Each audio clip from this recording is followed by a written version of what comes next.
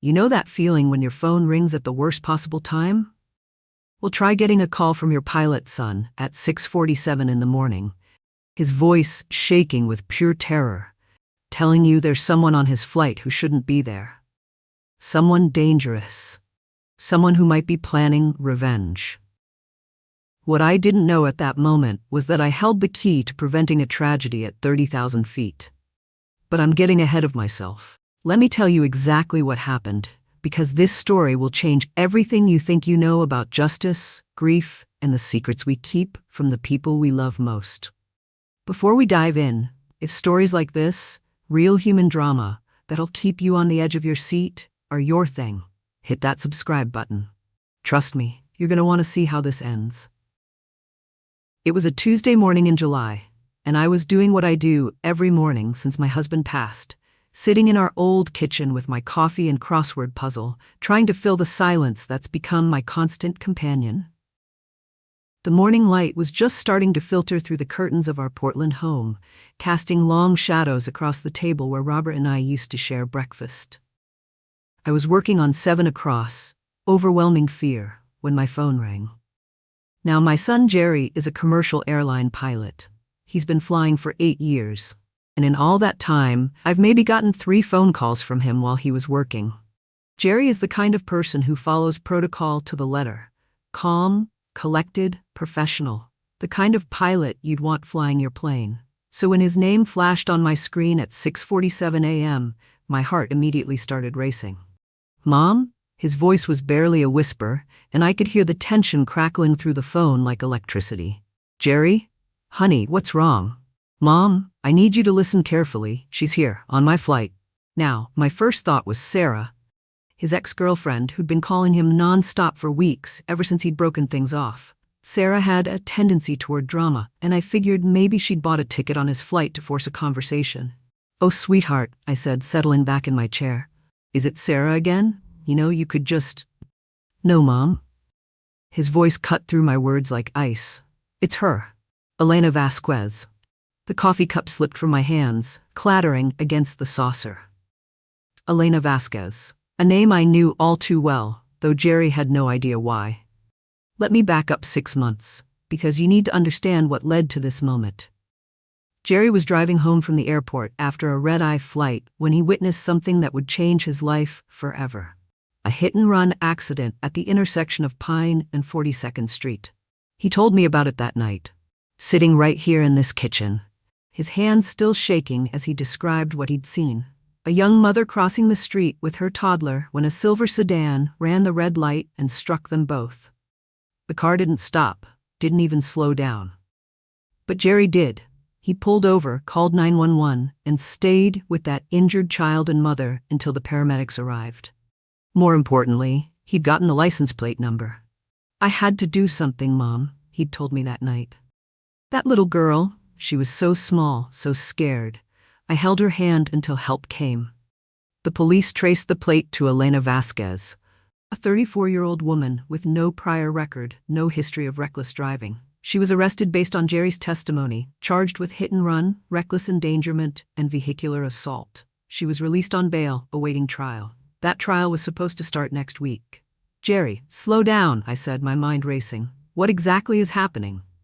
"She's on flight 447, Mom. Seated in 12C. I can see her from the cockpit during boarding." His voice was getting more agitated. "But here's the thing.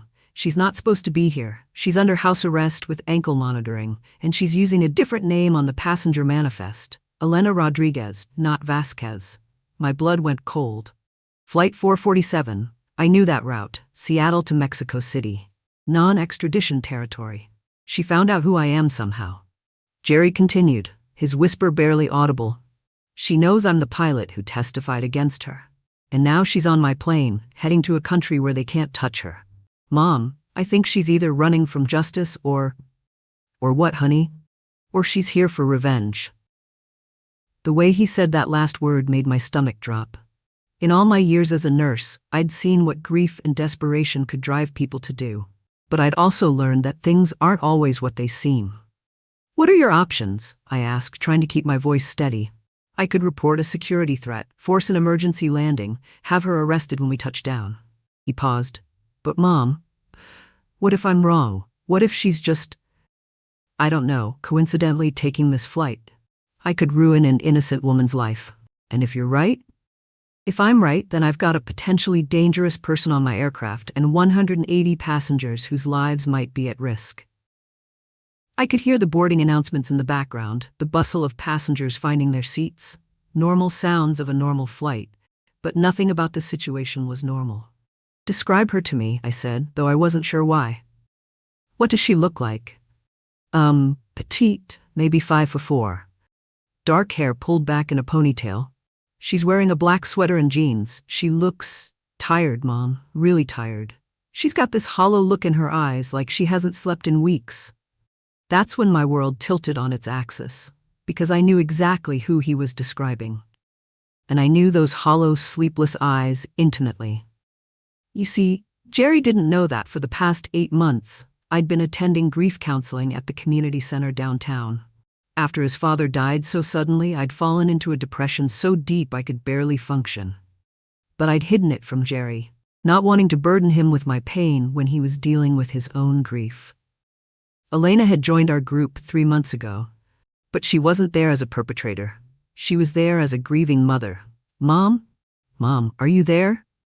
Jerry's voice snapped me back to reality. I'm here, I whispered, my mind reeling with implications I couldn't begin to process.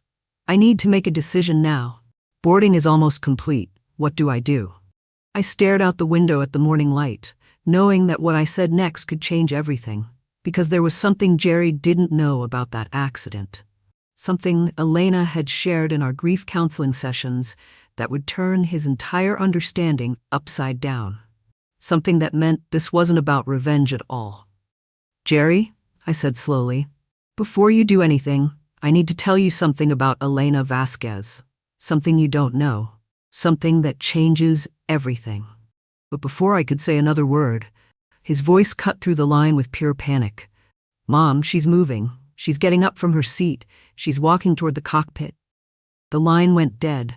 My hands were shaking as I called Jerry back. 1 ring, 2 rings. Pick up, pick up, pick up. Mom, his voice was breathless when he finally answered. Thank God. False alarm, she just went to the bathroom, but she was staring at the cockpit door the whole time she walked down the aisle. I'm telling you, something's not right. Jerry, listen to me very carefully, I said, pacing around my kitchen like a caged animal.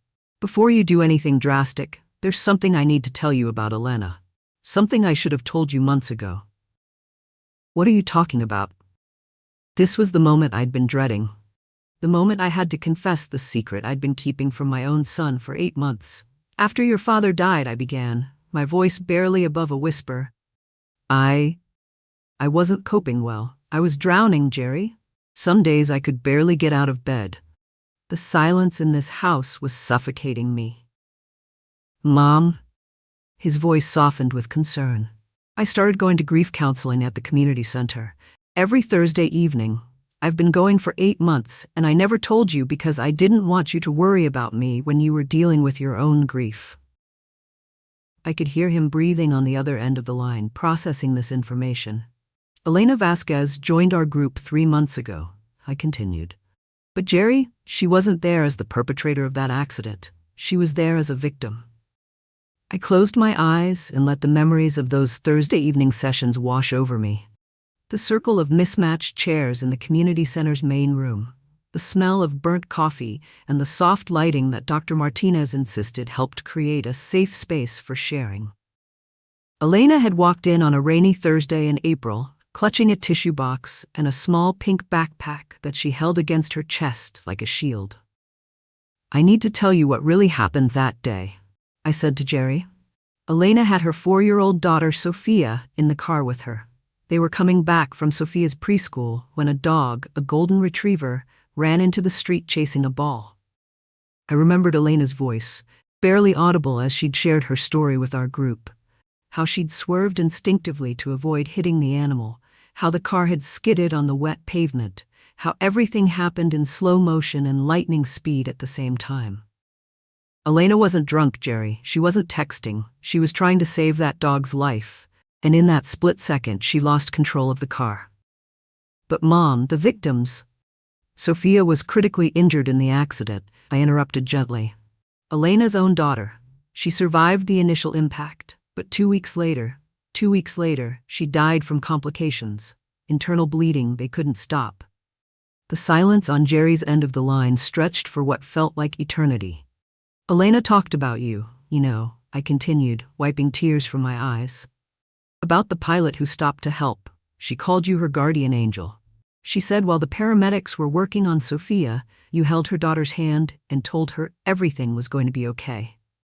I remembered Elena breaking down during one session, describing how grateful she was that Sophia wasn't alone in those final conscious moments, how Jerry's kindness had been a light in her darkest hour.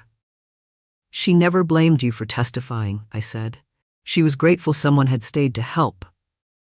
She blamed herself for swerving, for not being a better driver, for not protecting her baby girl. Oh my God, Jerry whispered.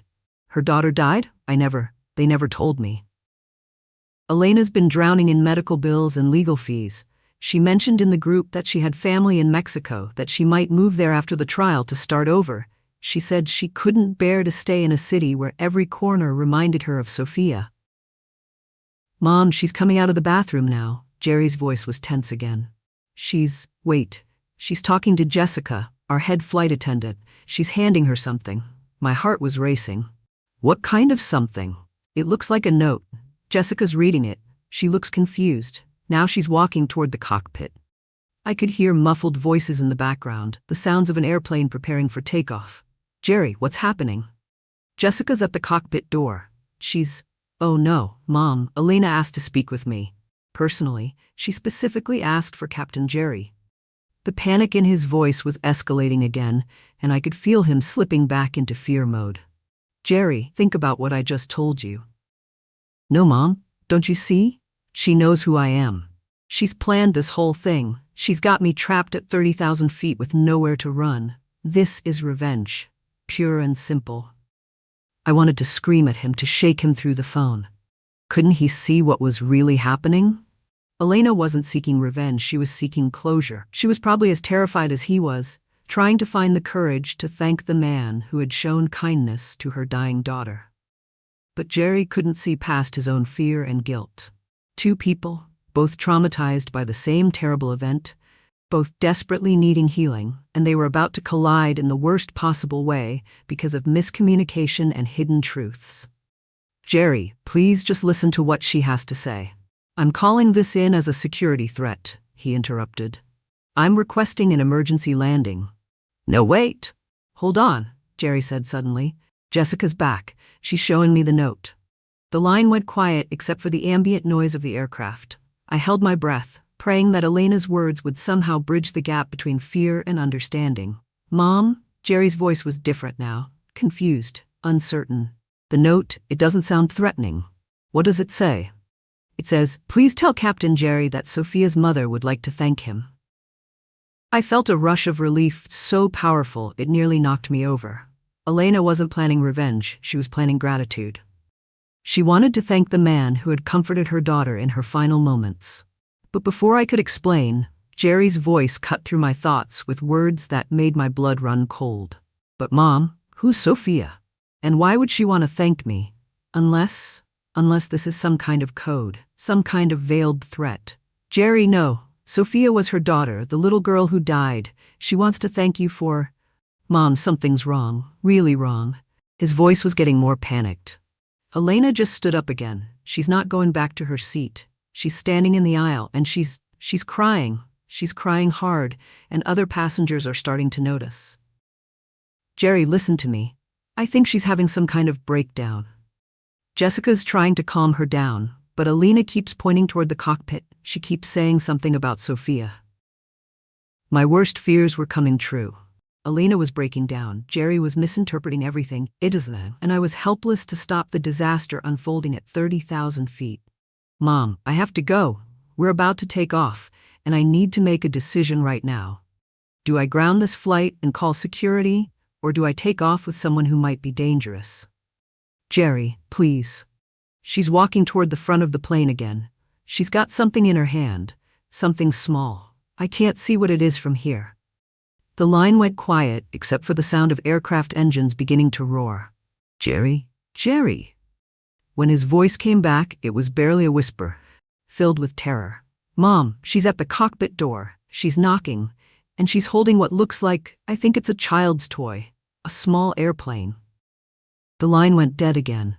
20 minutes into the flight, Jerry called me back, and I could hear the tension crackling through the phone like electricity. Mom, she's asking to get off the plane, he said, his voice tight with stress. She told Jessica she wants to deplane in Denver. But here's the thing. People don't just change their minds about international flights. This has to be part of some plan. I was pacing my kitchen, still in my bathrobe, trying to think of how to make him understand. Jerry, what if she's just scared? What if she realized you don't want to see her and she's trying to respect that? Scared people don't book flights to non-extradition countries under fake names, Mom. That's when I heard another voice in the background, Jerry's co-pilot, Mark. I'd met Mark at Jerry's graduation from flight school. Level-headed, experienced, the kind of guy who didn't panic easily. Dave, what's going on? Mark's voice was concerned. You seem really on edge today. Is everything okay? I could hear Jerry hesitate, and I knew he was struggling with whether to explain the situation to Mark or handle it alone. Jerry, listen to me, I said. Give me 10 minutes. Stay on the line, but let me make another call. I need to verify something. Mom, what? Trust me, please. With shaking fingers, I dialed Dr. Martinez's emergency number. She'd given it to all of us in the grief counseling group, telling us to call if we ever felt like we might hurt ourselves or others. Dr. Martinez? It's Mrs. Ethel. I'm sorry to call so early, but I need to ask you about Elena Rodriguez. Elena Vasquez. Ethel, what's wrong? Is Elena okay? My heart sank at the immediate concern in her voice. That's what I'm trying to figure out. Doctor, how has Elena been lately, in your professional opinion? There was a long pause. Ethel, I can't discuss specific patient information, but I'm worried about her. She missed her last 2 sessions, and when she did come, she was talking about joining Sophia, about how she couldn't live with the guilt anymore. The words hit me like a physical blow. Elena wasn't planning revenge, she was planning something much worse. Doctor, she's on a plane right now with my son, the pilot from the accident. Oh my God. Ethel, Elena has been suicidal since Sophia died. Her family in Mexico has been begging her to come home, hoping a change of scenery might help her heal. But she's been talking about permanent solutions to temporary problems. I switched back to Jerry's call, my mind racing. Jerry, I need you to listen very carefully. Elena legally changed her name back to Rodriguez after Sophia died. That's why the manifest shows Rodriguez instead of Vasquez. It's not a fake name. She couldn't bear to keep her married name after losing her daughter. But Mom, the ankle monitoring, her lawyer got it removed yesterday.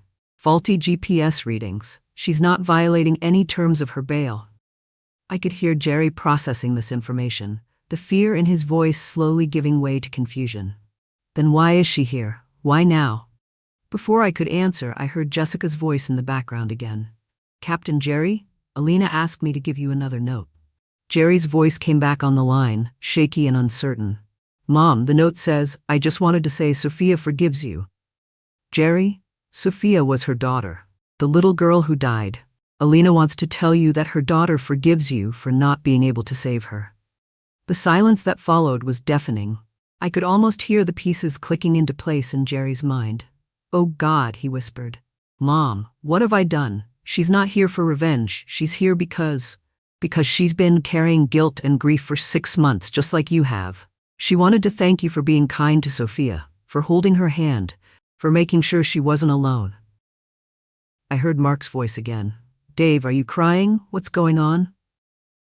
I need to talk to her, Jerry said suddenly. I need to apologize. I need to explain.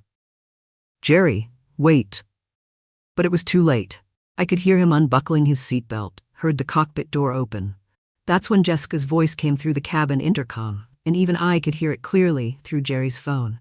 Captain Jerry, you need to get back here immediately. Elena has locked herself in the rear lavatory. She won't respond to our knocks.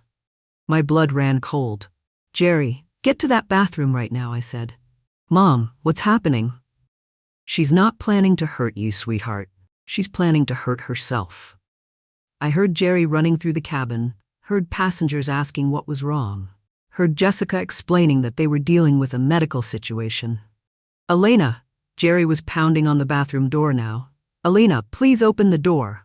That's when Jessica handed him something else, a note Elena had left on her seat. Jerry's voice broke as he read it aloud. Tell my family in Guadalajara I tried to make it home. Tell the pilot it wasn't his fault. The entire story had just flipped on its head. Elena wasn't the threat, she was the victim. Not of Jerry, but of her own unbearable grief. And Jerry, who had spent months seeing himself as just a witness to tragedy, was about to discover that sometimes being a hero means saving someone from their darkest moment. Mom, Jerry said, his voice filled with a determination I hadn't heard since he was a child. How do I help her? Talk to her, I said through my tears. Tell her about holding Sophia's hand. Tell her Sophia wasn't alone. Tell her that her daughter's last moments were filled with kindness.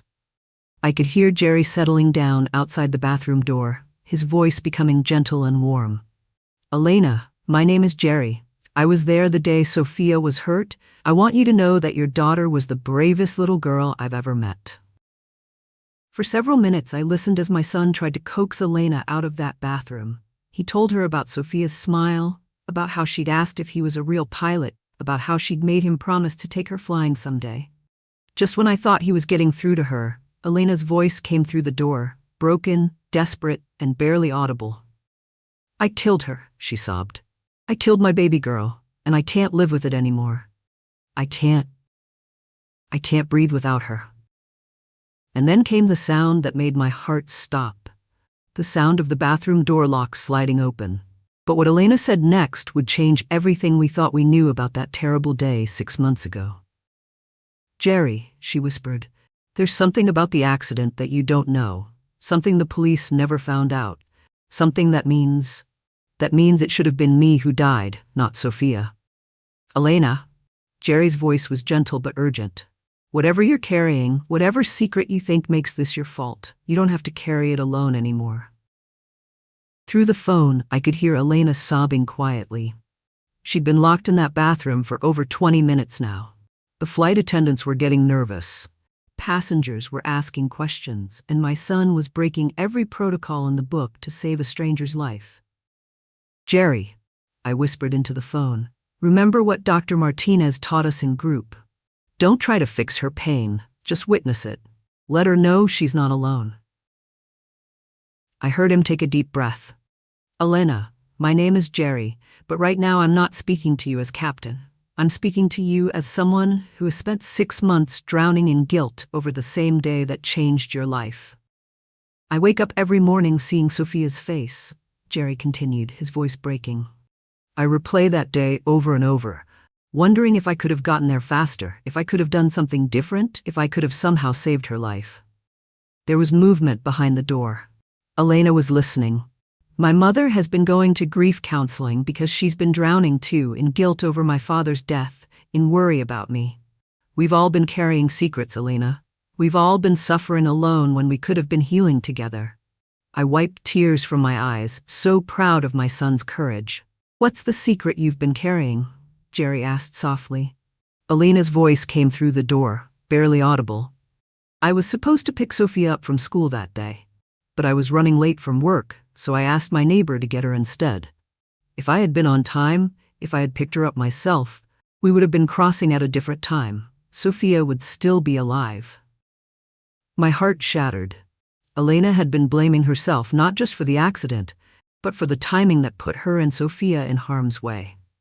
Elena, Jerry said, and I could hear him shifting closer to the door. Can I tell you what I remember about Sophia? Silence. She was holding a small toy airplane, a little blue one, and when I knelt down next to her, she looked up at me with these incredible brown eyes and asked if I was a real pilot. When I said yes, she smiled, even though she was hurt, even though she was scared, and she said, "Someday I want to fly too." I heard Elena gasp through the door. I stayed with her until the paramedics took over, Jerry continued. And Elena, I need you to know something important. In those final conscious moments, Sophia wasn't thinking about the accident. She was thinking about airplanes. She was thinking about flying. She was thinking about dreams. Elena, I called out, knowing she could hear me through Jerry's phone. This is Ethel, Jerry's mother. I've been where you are. I've stood at the edge of that dark place where you believe the world would be better without you. Who are you? Elena's voice was stronger now. I'm someone who learned that our greatest pain can become our greatest purpose. Elena, you're not on that plane by accident. Jerry isn't there by accident. This moment, as terrible as it is, might be exactly where you're supposed to be. I took a deep breath and made a decision that would change all our lives. Elena, when we get through this, when you're ready, I want to help you. I want to help you find a way to honor Sophia's memory that brings life instead of death. The bathroom door clicked, then slowly creaked open. I heard Jerry's sharp intake of breath, then his gentle voice. Elena? I've been carrying this. Elena's voice was thick with tears. Sophia's favorite toy airplane, the one from that day. I was planning to deliver it to heaven myself. Elena, Jerry said, and I could hear the emotion in his voice. Sophia doesn't need you to deliver that airplane to heaven. She needs you to help other children learn to fly. Through the phone, I could hear passengers applauding. Elena had emerged from the bathroom, and somehow, the entire cabin seemed to understand they had witnessed something miraculous. As Jerry and Elena talked in the galley, sharing photos and memories, Elena revealed the final piece of the puzzle that changed everything. I didn't book this flight for revenge, she said. When I found out you were the pilot, I researched you. I learned you flew this route regularly. Sophia used to point at airplanes in the sky and say she wanted to meet a real pilot someday. I thought maybe if I could thank you personally, if I could tell you that Sophia's last conscious moments were happy because of your kindness, then maybe I could find a way to let her go. Jerry was crying now. Elena, I've been carrying guilt about not saving her. But you just gave me the greatest gift. You helped me remember that I did help her. I helped her feel safe. I helped her feel less alone. I'm someone who learned that our greatest pain can become our greatest purpose. Elena, you're not on that plane by accident. Jerry isn't there by accident. This moment, as terrible as it is, might be exactly where you're supposed to be. I took a deep breath and made a decision that would change all our lives. Elena, when we get through this, when you're ready, I want to help you. I want to help you find a way to honor Sophia's memory that brings life instead of death. The bathroom door clicked, then slowly creaked open. I heard Jerry's sharp intake of breath, then his gentle voice. Elena? I've been carrying this. Elena's voice was thick with tears. Sophia's favorite toy airplane, the one from that day. I was planning to deliver it to heaven myself. Elena, Jerry said, and I could hear the emotion in his voice. Sophia doesn't need you to deliver that airplane to heaven. She needs you to help other children learn to fly.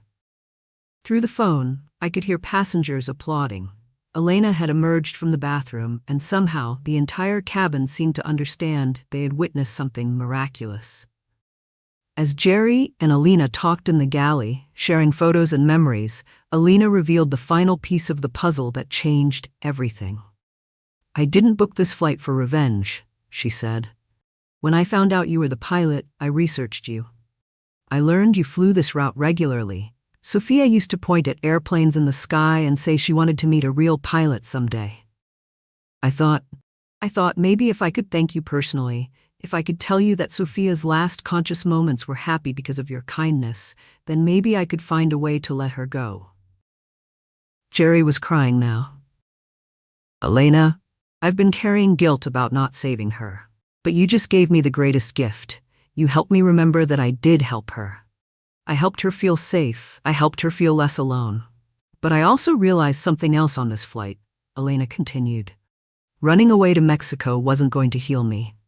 Ending my life wasn't going to honor Sophia. If I really want to make her proud, I need to face my trial, clear my name, and find a way to turn this tragedy into something meaningful. That's when I knew exactly what needed to happen. Elena, I said through the phone, what if I told you I've been thinking about moving? What if I told you I want to start a grief counseling practice specifically for families affected by track accidents? Ethel, you would do that?